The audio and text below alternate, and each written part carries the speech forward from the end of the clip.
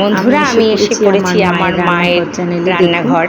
আমি কড়াই গরম করে তার মধ্যে আমি আজকে ওলকোড়া রান্না করছি। দেখুন কড়াইতে তেল গরম করে কালো জিরে ফোড়ন দিয়েছিলাম, তার মধ্যে নারকোল, সাদা সর্ষে, কালো সর্ষে বাটা দিয়ে দিয়েছি, একটু নারকোল, অল্প পরিমাণ নারকোল, কড়াইয়ের কালো মধ্যে সর্ষে, সাদা সর্ষে বাটা দিয়ে সেটা একটু হালকা করে ভেজে নিয়েছি। হালকা খুব বেশি ভাজবেন না, তাহলে ওটা পুড়ে যাবে, তিতকুটে হবে। তারপরে একটু হলুদ গুঁড়ো দিয়ে দিলাম। এবার ওটা হালকা মতন ভাজলাম।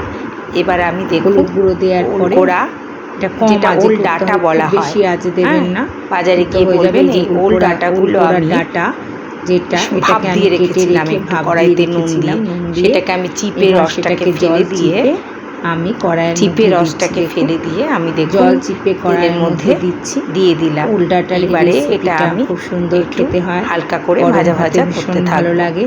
নিরামিষ একটা রেসিপি। দেখুন বন্ধুরা এইভাবে পুরোটাই দিয়ে দিলাম।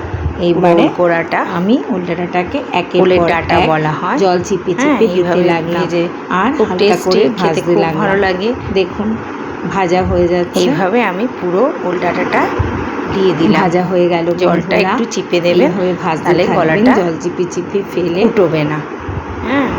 একটু সময় ধরে ভাজবেন, খুব আঁচকে বাড়াবেন না, তাহলে একটু নাড়বো পড়ে যাবে, আর তাহলে সাদা খেতে ভালো সর্ষে, হবে কালো না, সর্ষে বাটা, কাঁচা লঙ্কা এই করে করে আপনি ভাজতে দেখুন। এইভাবে নেড়ে আস্তে আস্তে মুজবে, এটা মুজে যাবে আস্তে আস্তে, লাগবে। আস্তে আস্তে মুজে গেলে এবার সামান্য একটু চিনি, যে যেমন মিষ্টি খাবে, খুব বেশি দেবেন না, অল্প পরিমাণ চিনি দিয়ে দেবেন। এইভাবে ভাজাটা আমি আস্তে আস্তে কমপ্লিট করব। দেখুন অল্প পরিমাণ চিনি সময় ধরে ভাজবেন যাতে পুড়ে না যায়।